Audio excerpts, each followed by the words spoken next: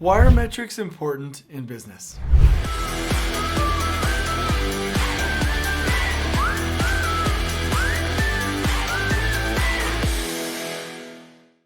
You've all heard the quote, you can't manage what you can't measure, but what are we supposed to measure? And how do we measure? And do we measure it on the front end or the back end? I get asked this all the time, and I will say very few people actually measure the success of their businesses, especially in construction, but that all can change because I'm going to give you some really cool tools and tips in this video right now. All right, so let me lace you with some game here just a little bit. So here's the full quote. You can't manage what you can't measure, and you can't measure what you can't see. So as we talk about metrics, we have to be able to see them. Okay, so that's one key important thing. And in construction, it's very important because some of the things we deal with are very complex. The other thing is, as performance is measured, performance improves. When performance is measured and reported to teams, to the company, and to the executive team, the rate of improvement accelerates. And so we must measure performance. We have to know how we're doing. So everybody, right now, whether you're reading or listening or driving in the car, please don't be watching the video when you're in the car, but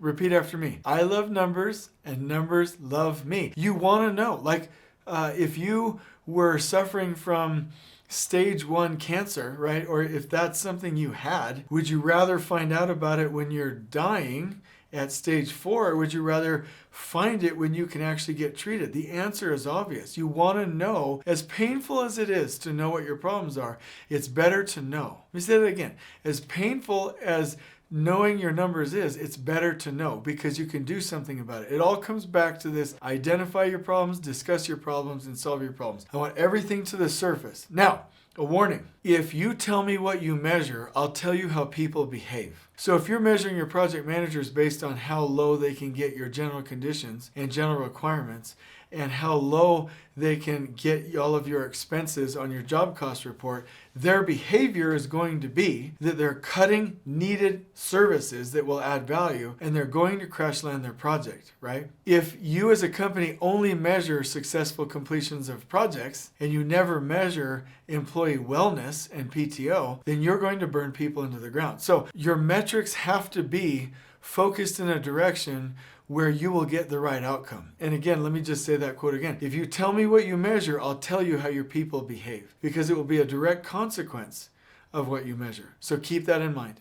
So really now we just need to find out what are your metrics and how we do it. So here's the thing. You with your leadership team, and I would highly recommend you get some input from your folks. Identify obviously your clarity first. Know exactly what your focus is as a business, and know your value proposition. Know what makes you different. What is the key differentiator? Because if you know really what you do and what causes that, then you can really provide a remarkable measurement, right? So like, I'll give you an example. Like let's go to construction scheduling. If I'm measuring the critical path, which is always different and doesn't care whatever about trade flow, I'm measuring something that is going to encourage people to hurt people. If I'm measuring trade flow and rhythm on my construction schedules, then I'm now measuring something that will be a predictor of success. So don't just measure something because people typically have in the past. Measure the things that will give you the results. The other thing is, there's a lot of financial metrics that may be a good lagging indicator, but again, if you're always just harping on budget, what's that going to drive people to do? Cut their budgets, not spend money, and really tell people, hey, the message is here. We care more about money than we care about you. So measure the right things. Bring some people into it. Bring some culture into it. Bring some customer care into it. Don't just make it all about money, okay? So step number 1, find your key metrics. And here's the bit of advice that I want to give you. I got this from Traction from Gino Wickman. Don't measure lagging indicators, measure leading indicators, right? You don't want to measure, so sometimes revenue and gross profit are good measurements. I mean, you obviously need to know, but don't make them all lagging indicator systems, or measurements rather. Let me give you an example from construction. Percent plan complete. That's where you take your activities on your weekly work plan and every day say, did I hit it or not hit it as promised, okay? Then you tally them up and you divide the accomplishments into the promises, and you get a percentage. And you're targeting over 80% in your system, okay? So that is a really cool thing to track, but it's not doing anything unless you actually go find the root cause, which very few people do, and then make course correction or course corrections. It's not a leading indicator. It's not going to predict success. It's going to tell you, did you win or not win? Hey, that's great to know. It's not doing anything. Let's take that same example. A leading indicator would be roadblock identification and removal, meaning we're tracking how many roadblocks we're finding. We want to find as many as we can, and how well we're removing them before it impacts the construction schedule. That is something you can measure and like really win. Like you're like, okay, if I do this, it's going to affect our effectiveness. So that's what you want to do in business, right? You want to maybe instead of like sales accomplished, it's customer outreach, right? Maybe instead of, hey, what was our revenue, right? It is our strategic hiring and growth and diversity in markets, right? You get my point. You're going to identify metrics on the leading indicator side. That's step one.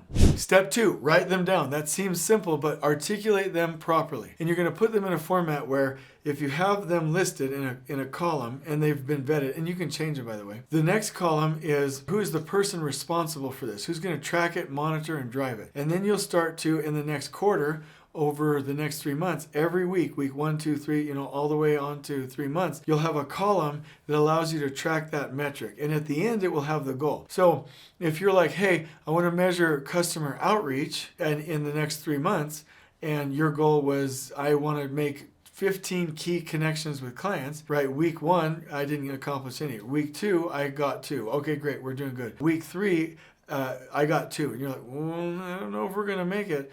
Like, we need to pick this up. And so the person in charge will start to track it every week in leadership team meetings to make sure that we're trending towards the eventual goal. And these are leading indicator goals and metrics. Step number 3, you will want to track them and make progress, not only internally, but also report on in your weekly meetings. And you will then make corrective actions, right? If you're not doing enough sales calls, or if you are not engaging with employees enough, or if you are not, whatever the metric is, you can then make a course correction to obtain your goal, which will drive results in your business. I am going to link to you in the description below the template from Gina Wickman from Traction. And I hope as you're doing that, you like this video so we can get this shared and the algorithm really sees that this is good content. But let me just one more time tell you, it's all of your metrics, who's in charge of it, every week over to the quarter, and then at the end the goal, so you can all visually see in every one of your meetings, are we on track in this leading indicator system? So please go check out that tool.